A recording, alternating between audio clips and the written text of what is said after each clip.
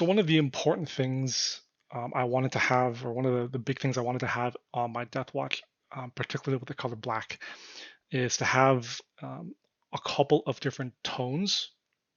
Really, is just the way I'm approaching using that color, right? So for the armor, I went with a more reflective blue-black tone, something a bit more richer and with more nuance in the shadow.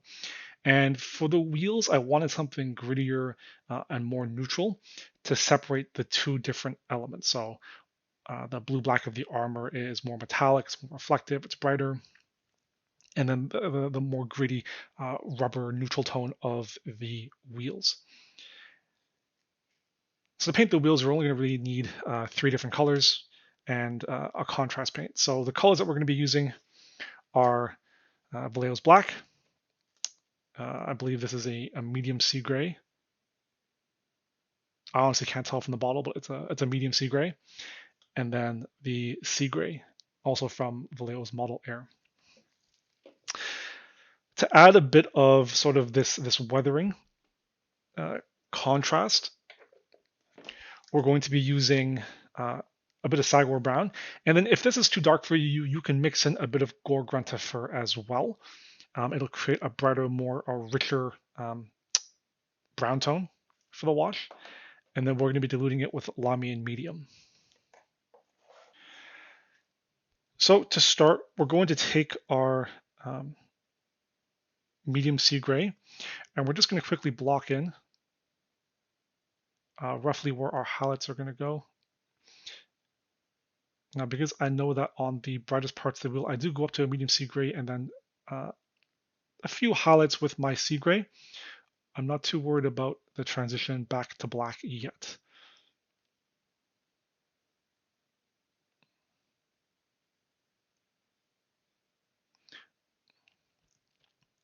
And you want to be careful to keep the black crevices as black. You don't want to paint the gray into these raised, or where the raised edges meet the surface of the wheel.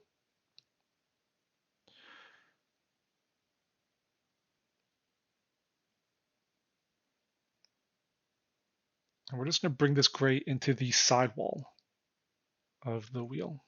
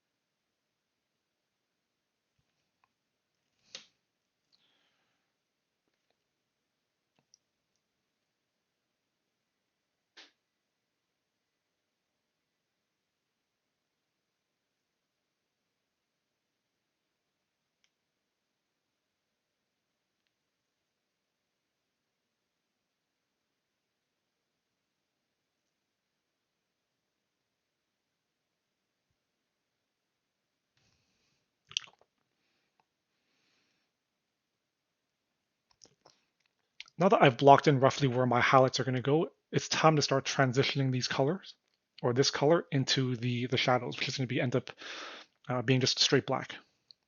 And to do this, we're going to start mixing in progressive amounts of black into our medium sea gray, and we're just going to start quickly, I guess, feathering in or glazing in, transitioning into our highlights of medium gray that we've already applied.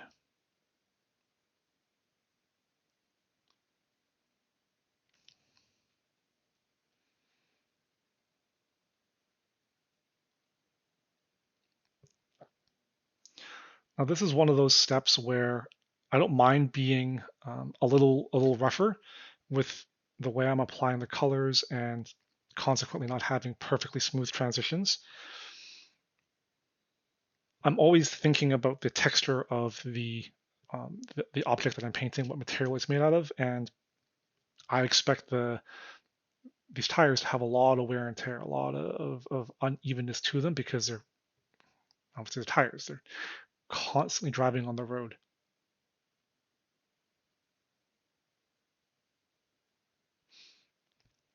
So my aim isn't to get perfectly smooth blends. It's just to create that transition from the medium sea gray highlights that we first blocked in, transitioning it to our black, which will be at the bottom of the wheel.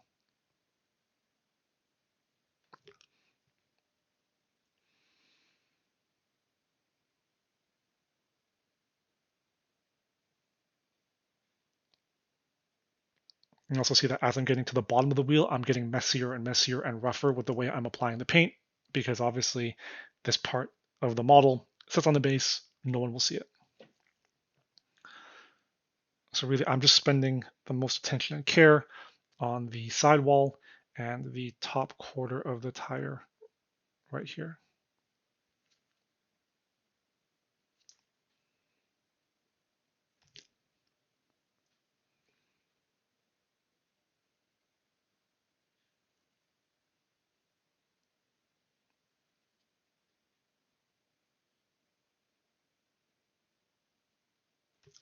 And once I'm happy with this transition, I'm going to pick out a couple of these raised ridges in my sea gray.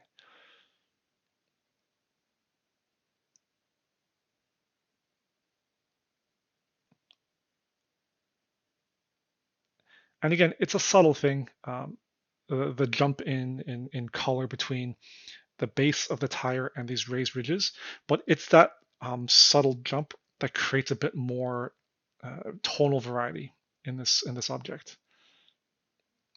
It helps it keep something that's entirely gray or entirely one color a little more interesting, and makes it that much less boring to look at.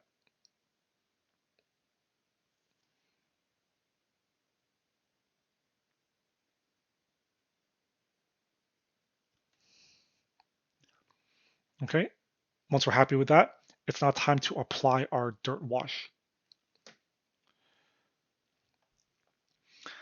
So I'm going to go Cygor Brown with just a touch of Goregrunta Fur, and we're looking to mix, I would say, 4 or 5 parts medium to 1 part contrast.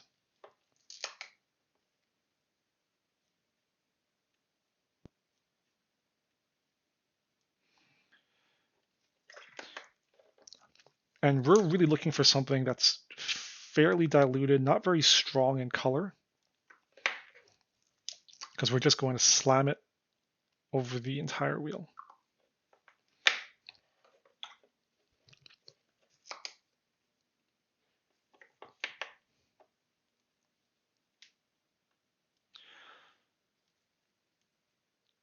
So once we have our wash mixed,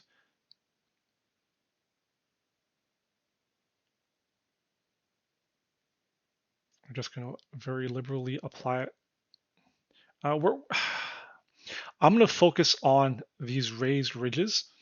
I'm going to try and keep this wash out of the sidewall, my more highlighted elements.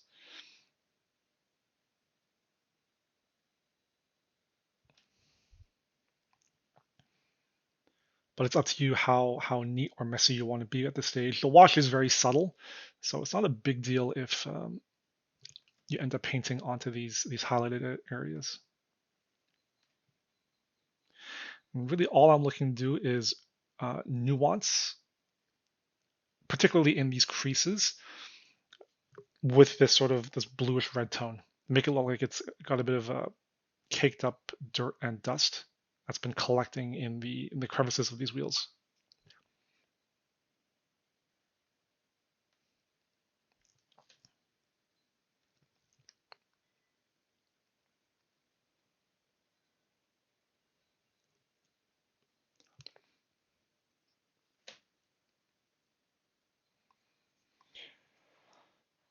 Now, once this wash is dry, all we're going to do is we're going to go back in with our medium sea gray, touch up some of the highlights, particularly around the wheel wall here. And then with our sea gray, we're just going to refine some of these ridges.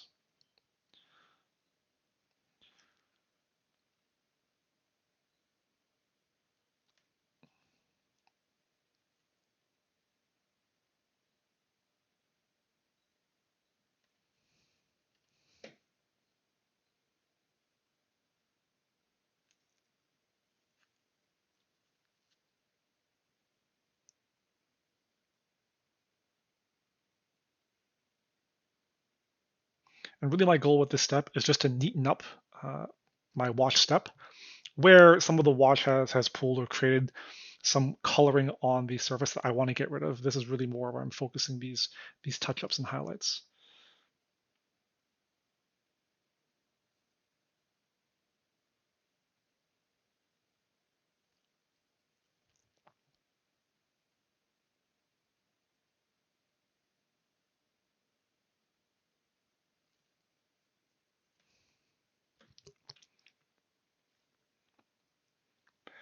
And that's it. The wheel's done. It's simple, it's quick, it's effective, and you can see that just by having these two different tones of black on the model, it really just adds that extra depth and interest. You can tell just by looking at it from far away by glancing that these are clearly two different materials, even though they're both black, and it's not boring to look at.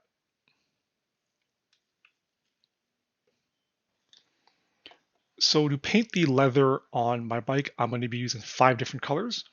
Scale Colors Black Leather for my base coat, which I highlight with Indian Shadow, Vallejo's English Uniform, and then the German Camo Orange Ochre. And these are all shaded with a Snakebite Leather contrast wash. And you can see an example or a few examples of how I've done them on the holster of his pistol. I've also done it on his belt, which is kind of hard to see because it's hidden by the armor plates, and also some of his pouches and the seat of the bike, which again has been hidden now.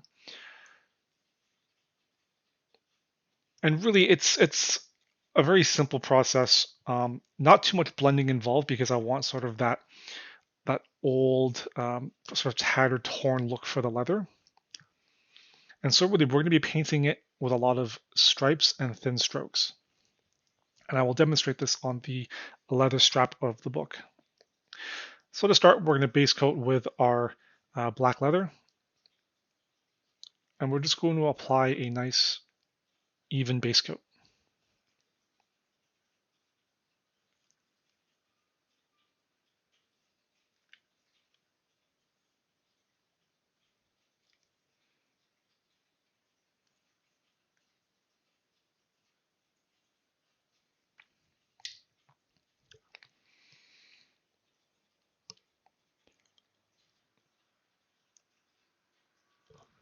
Now, once that's dry, we're going to take our Indian Shadow, just straight, and we're going to start painting stripes across the leather. So if you imagine that this is like a strap of leather or a cut of leather, a leather bolt, the way that it's going to bend dictates how you're going to paint your stripes. So for the bookend or the bookmark, because it's always going to be flapping like a tongue, I'm going to paint my strokes horizontal across and perpendicular to the motion.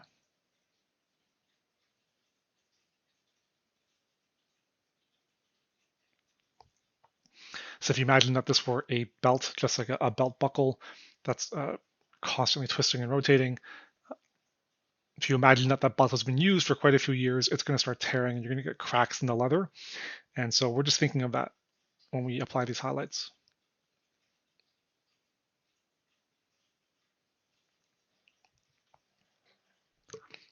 Once that's dry, we're going to mix our English uniform in a 50-50 ratio with Indian Shadow, and we're going to just keep adding these strokes to the leather, focusing a little heavier where we want a bit of our highlight.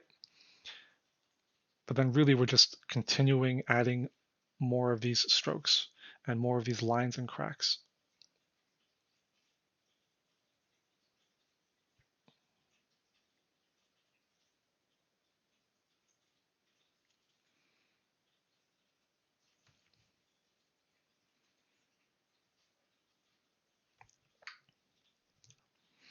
Once that's dry, we're going to take pure English Uniform. We're going to add a couple of heavy lines where our brightest points or our highlights are going to be. And then we're going to start focusing on very specific lines and cracks across the leather. Now you don't want to go too heavy with this. Just to create a bit more of a variety in the texture, I'm going to put a couple of lines that cut across the entire surface. And then we're going to do a highlight along the edge, but in a dotting fashion. And this is to simulate the idea that the leather isn't perfectly smooth and not perfectly sharp on the edge, but it has unevenness to it. We might put in some cracks that only go halfway.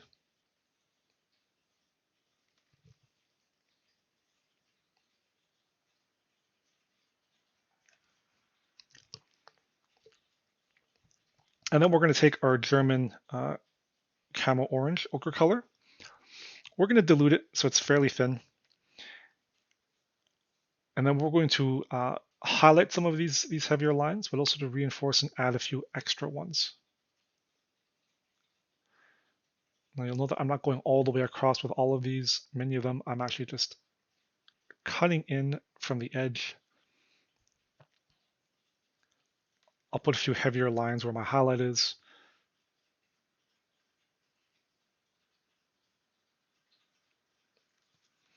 And you want to be very sparse with this color.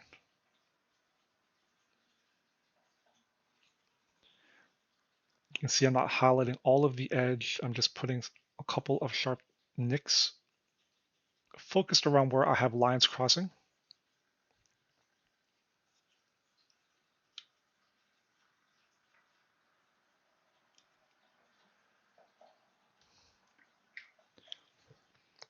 And then we're going to follow that up with a glaze of snakebite leather.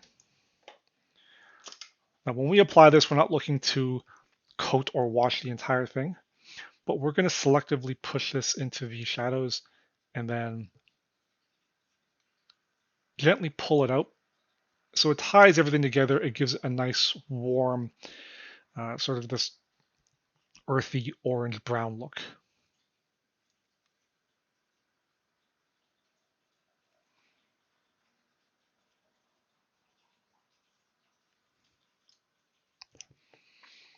And that's it. That's all I do for the leather. So to paint the red in the army, red I see as sort of the contrast or secondary color of the army because it's going to feature so heavily. Because it's going to feature so heavily in the army, I want to be able to paint it in a variety of tones, sometimes brighter, sometimes darker, and really this is all just about controlling how heavy I go with my highlights and how much or how little of a color I add. So you can see that I've painted the bolter casings on the bike in a bit of a darker tone. I've gone very sparse with the highlights, focusing mainly on just the edge, but the purity seals are just a touch brighter because I've gone heavier with the highlights. And similarly, the scroll on his side is a little brighter because I've gone heavier with the highlights. So we're going to paint the book on the chaplain's detailing. So we're going to paint the book that goes on the top of the chaplain's bike in a red, and we're going to go with a dark red for this. So the three colors we're going to be using are red leather from Scale Color, burnt red from Vallejo, and then Scarlett Blood from Game Color. So how much of these three in different ratios will dictate how bright the red ends up looking. I mainly focus the Scarlett Blood for my edge highlights, although sometimes I'll add in more for the highlighting on the purity seals where it's a more of a softer edge. I can go a little brighter with them. Otherwise, if I want to keep it dark, it's mostly red leather with a touch of burnt red, or I'll go heavier with the burnt red if I want a bit of a brighter red. So we're going to start by applying a base coat of our red leather. I'm going to be neat at this stage to keep the crevices black.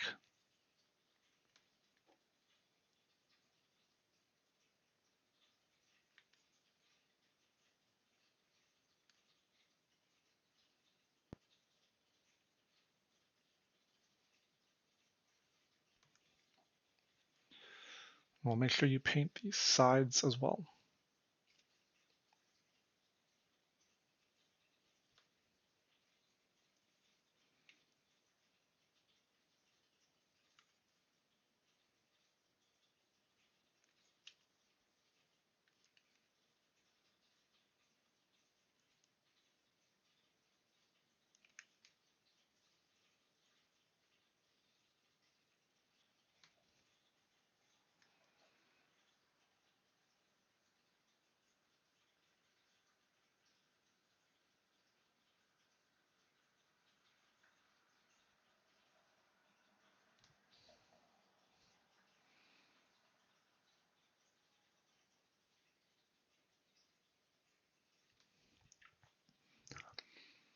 Okay, once you've got the base coat down and it's dry, it's time to take our burnt red and we're going to apply our highlight.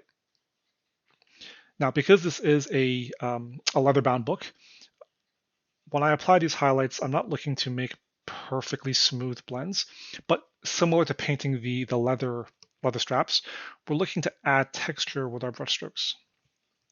And so we're looking at, because this is leather stretched over the cover of a book, and it's not going to be really bending so much, we're not going to see the kinds of striations that we see in the leather that all goes in one direction.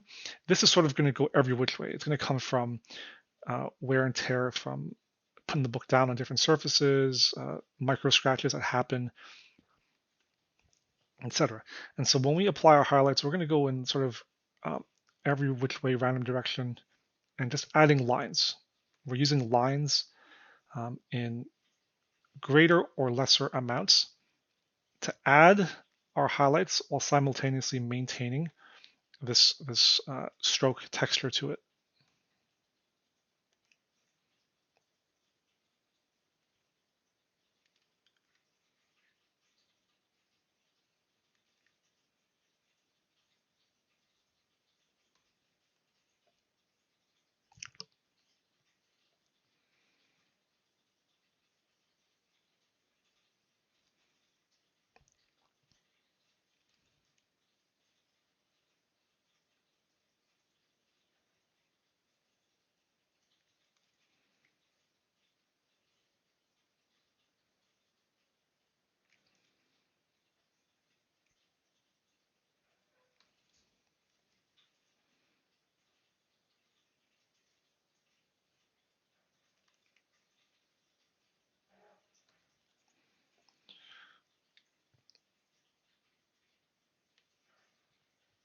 I'm going to throw in a couple of hots on the side, and you can see I'm just painting a lot of thin lines in a very uneven way.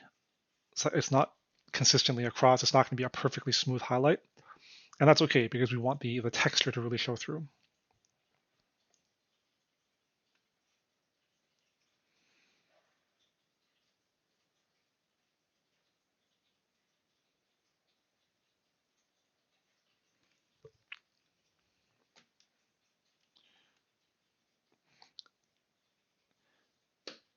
And I feel like I want it to be a little brighter, so I'm going to mix in some of my Scarlett Blood, let's say 50-50 into my Burnt Red. And I'm going to start adding some highlights, some brighter highlights, focusing mainly on this front portion of the book because that's where the way it sits, that's where all the light is.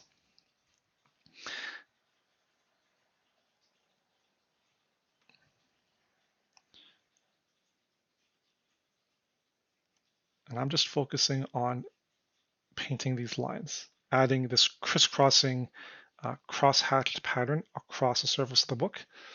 And the more you add in one particular spot, the brighter that spot's going to end up looking. So in a way, by doing a texture this way, we're still highlighting the surface, even though we're not creating a straight light to dark blend. But also at the same time, we are maintaining the texture.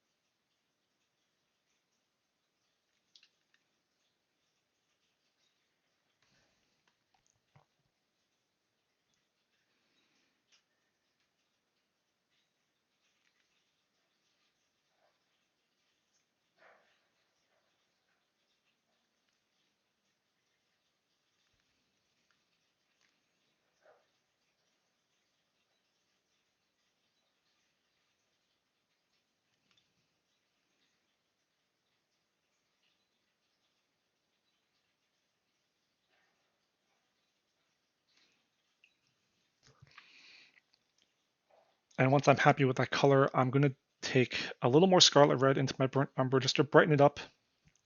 And we're going to look at highlighting some of these edges.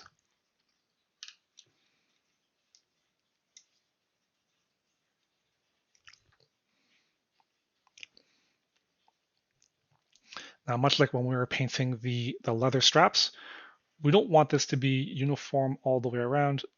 We want to use this color sparingly because it is fairly bright. And we're just going to focus on reinforcing this sort of worn look to the material.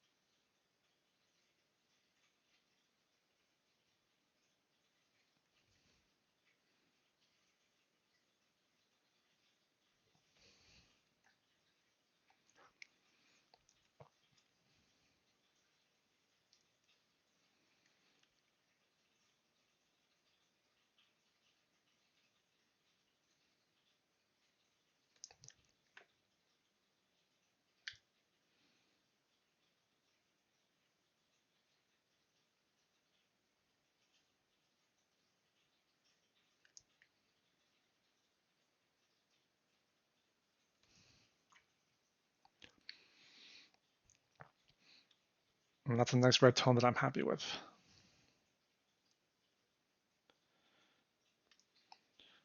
Go back in with a little bit of diluted black just to touch up some of these recessed details.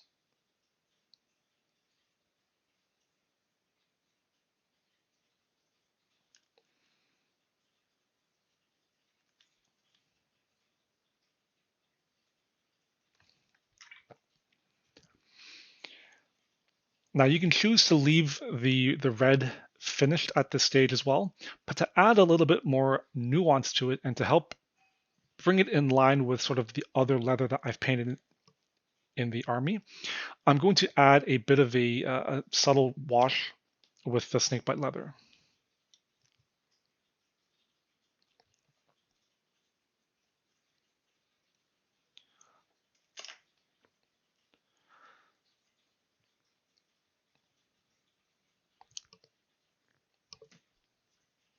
Now I'm going to be very sparing with this, and I'm only really going to focus on the very deeper shadow areas. I don't want to change the color of the red too much. I sort of just want to give the illusion that this is leather that's been stained red, and maybe some of the color is rubbing off or it's showing through.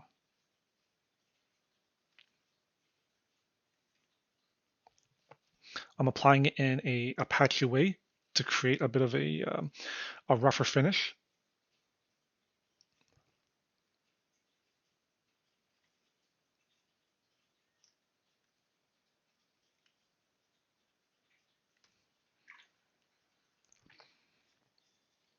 And there you go.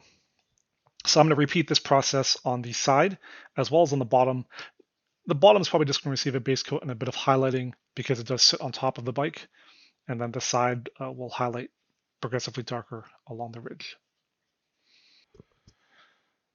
So before we cover or tackle the freehand control panel radar dish, we have to figure out sort of what we want to paint on there. So a little planning will make it easier when we actually go to paint the freehand. So I've drawn out a simple sketch of what I'm looking to achieve, and you'll note that the basically have a couple of grid lines going vertically and horizontally, and then we have what looks like a bit of a pie in 3 slices, and then we're going to add a couple of dots for radar blips. It's very useful when we tackle any sort of freehand, no matter how simple or complex, just to break it down into some basic shapes, and really we build on top and we layer on top these different shapes to create our freehand form. So in this example, what we're going to do is we're going to start by doing a simple blend. Nothing too fancy because I want the freehand line work to really show through. So we're probably just going to do a very basic light to dark blend and some simple edge highlights around the edge. We're then going to take some very diluted paint, sort of a medium bright color, brighter than a highlight, but not as bright as the pie is going to be, and we're going to draw our grid. We're going to start with the middle line to dissect in half, and then paint thirds. And then we'll paint 2 horizontal lines and thirds as well to create our square grid shape. From there, we're then going to draw our pie, starting with a line across the bottom, and then curving it across, and then pie slices. And then we'll do some dots, and that's it. So the colors that we're going to be using are all from Scale Color except for my off-white from Vallejo.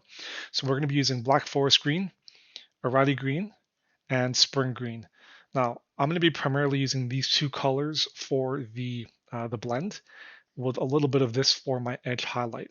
We're then going to be mixing this ivory into Spring Green for our grid lines, and then using almost pure ivory for the pie slices and our dots. Now we want to make sure that when we're doing our line work that we are diluting our paints heavily and using a very thin brush and just very slowly painting in our lines. There's no need to rush it.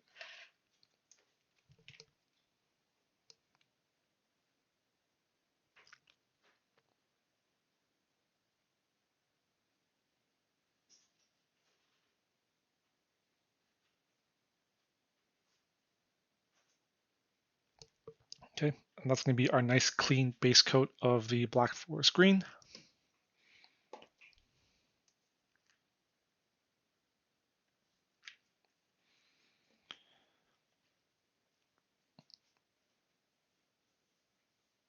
And then by mixing in progressive amounts of Irati Green, we're just going to create a blend to the top.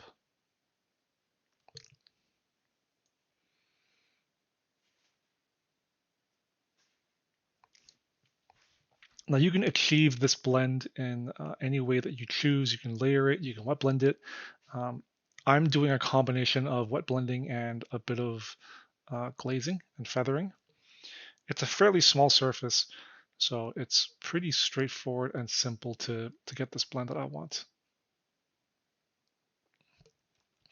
Now this Chaplain is a fairly bright model already. There's a lot going on there, so I don't want this radar dish to be too bright. I don't want it to attract too much attention. So I'm going to keep this blend fairly soft.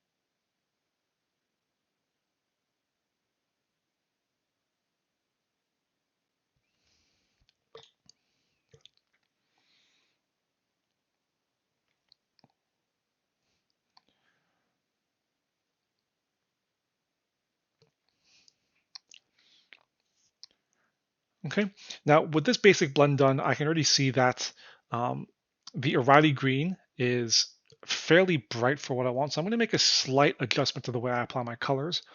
I'm actually going to use Irati Green to create my grid. And then I'm going to be using the Spring Green for the pie slices mixed in with a bit of ivory for the dots.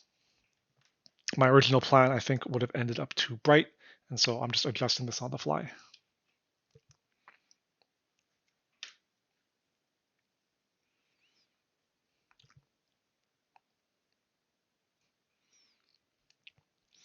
So I'm switching to my fine detail brush and I'm just heavily diluting my Irati Green so that when I go to paint my lines, I'll be able to paint a very fine line.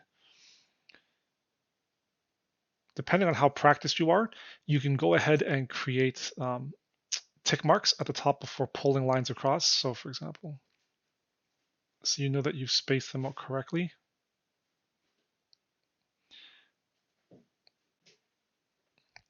You can create these ticks at the top before just gently pulling or adding the lines below as guide marks.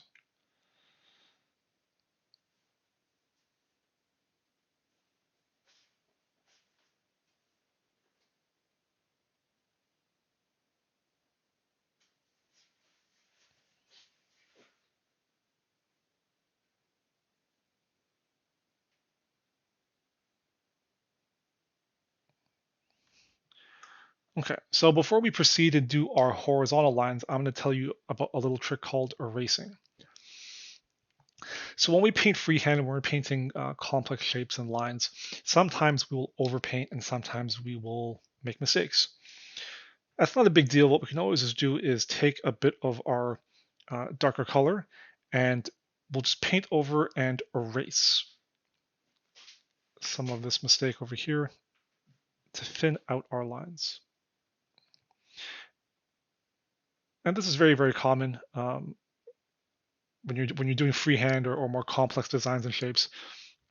It's rare that you find the painters who can paint a perfect line on the first try every single time, right? A lot of painters have that consistency, that brushwork, that control, but mistakes do happen. It's not the end of the world, and they're often very easy to fix with this simple trick of erasing.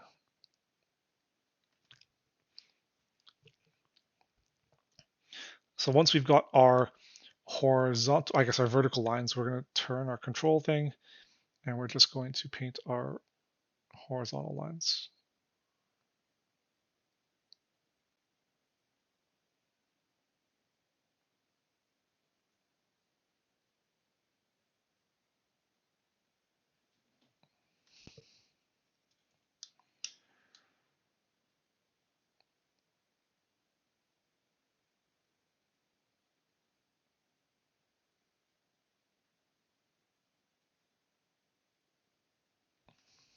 Okay. I'm good. I'm happy with that. That's very nice and subtle. We're then going to switch over to our Spring Green. Once again, diluting very, very heavily.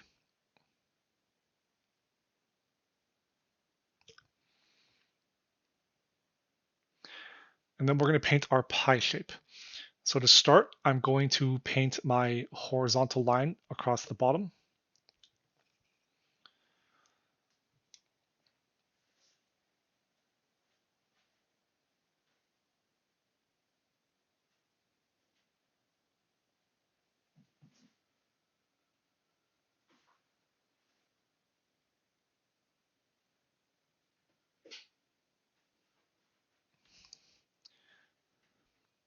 And then we're going to paint our curve.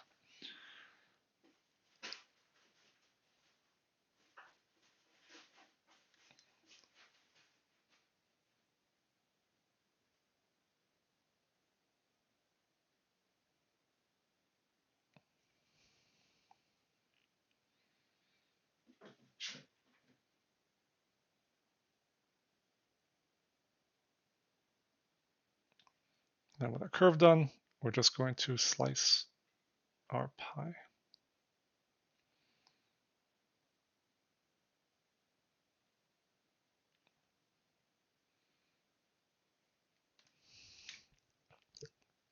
Okay. And once we have that done, we're going to paint our dots for the radar blips. We're just going to mix a very small amount of ivory with the spring green. And you can vary how intense these dots are to simulate closer or more prominent blips.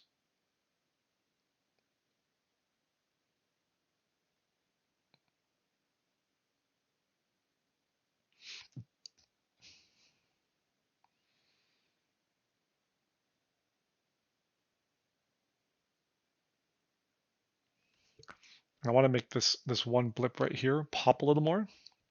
So I'm going to take another pass at it with the ivory.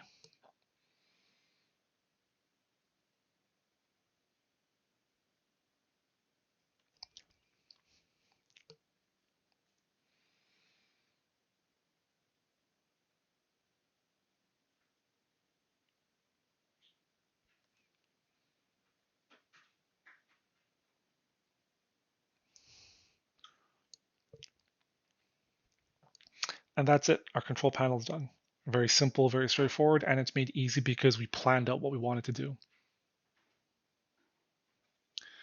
So to paint the purity seals, we're going to use 5 different colors and a contrast wash. To actually paint the parchment, we're going to be using 4 colors from a variety of ranges, the Vallejo and the Skull color. We're going to start with a base coat of Burnt Umber, and then we're going to highlight with Tan Earth, and then Iroko from Skull color, with a touch of Ice Yellow from Vallejo, mixed in with our Iroko for our final highlight, depending on how bright you want to take it. Depending on the position of the purity seal, you can see that I've gone a little brighter on some of these more forward front-facing purity seals. Because they're more directly facing the light, they're going to be a touch brighter, whereas the ones on the back are a little darker. I've used less ice yellow in my highlights, and I've gone a little heavier with my shadows. To do the script on these purity seals, we're just using diluted black. And then I've done a couple of freehand, like little eagles and skulls, and some checks on some of these purity seals. So to do those, we're just using, or you can use different colors of reds. I used an ivory from Vallejo on those.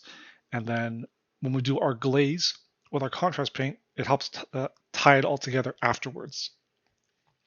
But for this purity seal, I'm mainly focused on showing you how to do the parchment and then the actual script. So we're not going to be doing any of the fancy symbols on there.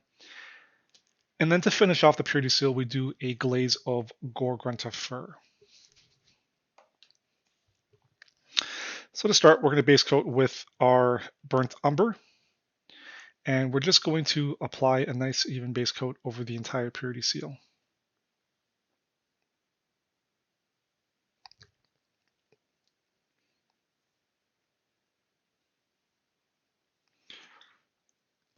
Now, a lot of these are my own purity seals I've made, and so they're single strips. I've kept them very simple, and I'm not a huge fan of the overlapping purity seals like Games Workshop does.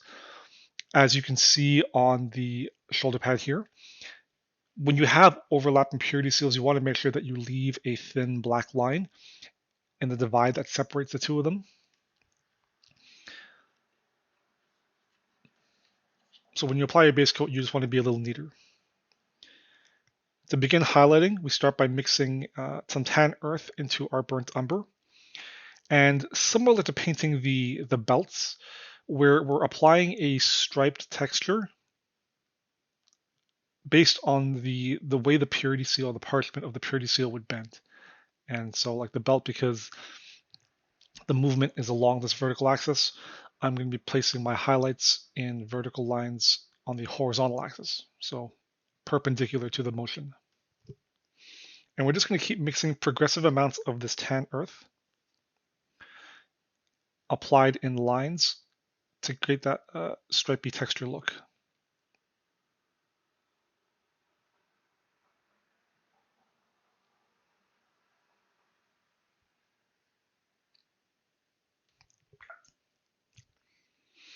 Once I'm at pure Tan Earth, we're going to take our Iroko, diluted, and then we're just going to paint more stripes highlights We don't want to cover too much of the area. We're going to focus on some of the brighter points. And then where it gets into shadow, much like painting the leather, we're just going to do thin lines for the creases and the bends in the parchment.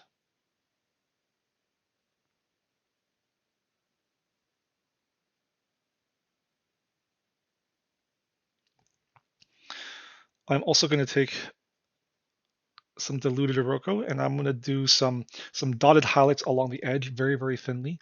I don't want to do a perfectly smooth highlight. I want to simulate that there are tears, micro tears, and a wornness to the paper.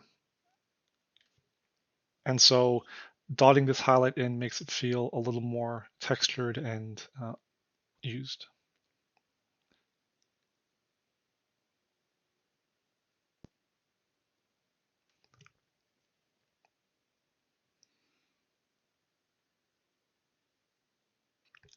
You want to keep these edge highlights as thin as possible. Paper, unlike what it's described or depicted on the model's sculpt, which is a durability thing for play, paper is super thin. It doesn't have much of an edge, and so it's not going to have much of a highlight on any sort of paper edge.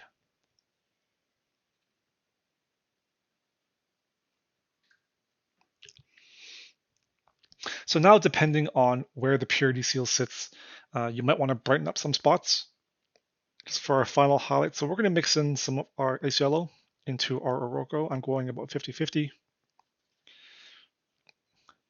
Nice and diluted. And we're just going to focus a few lines in this brightest raised point.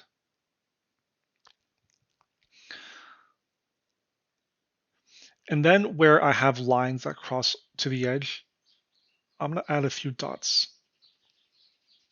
And once again, this is just to help simulate a worn texture on the parchment.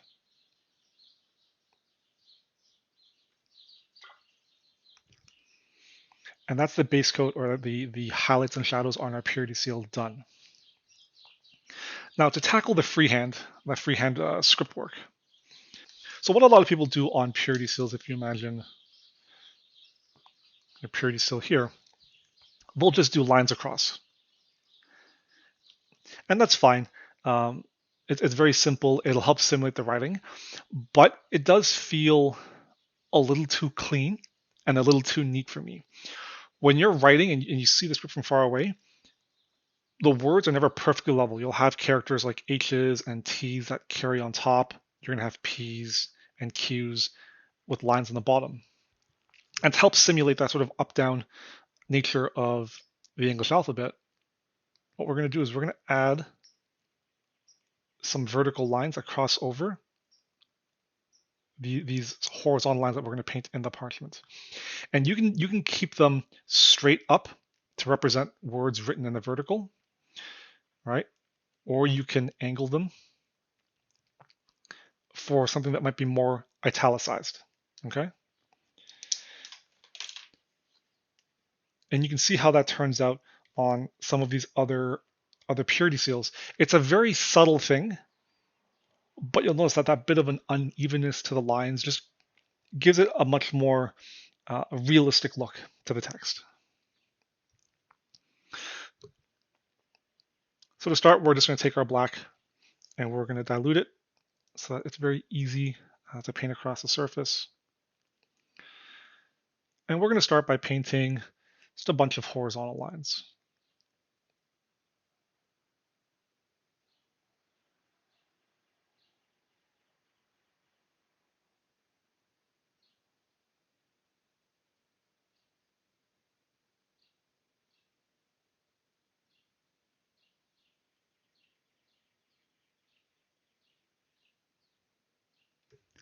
If any of your lines get a little thick, just take some of your previous colors and just go back and erase and just correct.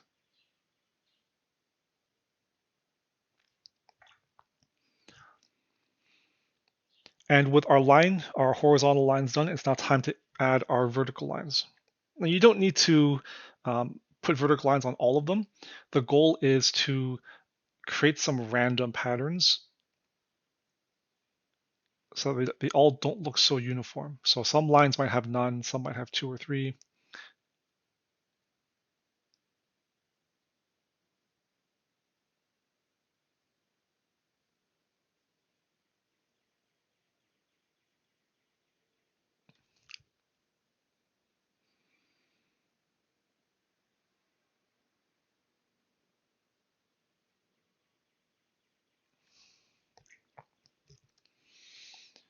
And that's it. Nice and simple. That's all we do for the purity seals. It took me quite a bit to do all of them just because I was doing all the freehand work in terms of adding like little symbols and skulls and eagles everywhere. Trick is just to take your time, be very neat with the lines. And what I did was I took a break between painting some purity seals and then painting some larger, simpler, flat surfaces. Bounced back and forth so I wasn't getting burnt out on painting nothing but lines. Now that the lines are complete, it's time to go back in with a soft glaze of Goregrunta Fur, just to help add a bit of shading and to tie everything together, give it a little bit of a dusty feel. So we're just going to take a very small amount of pure Goregrunta Fur, starting from the bottom, and then we're just going to feather it out. Focus a little bit in the creases.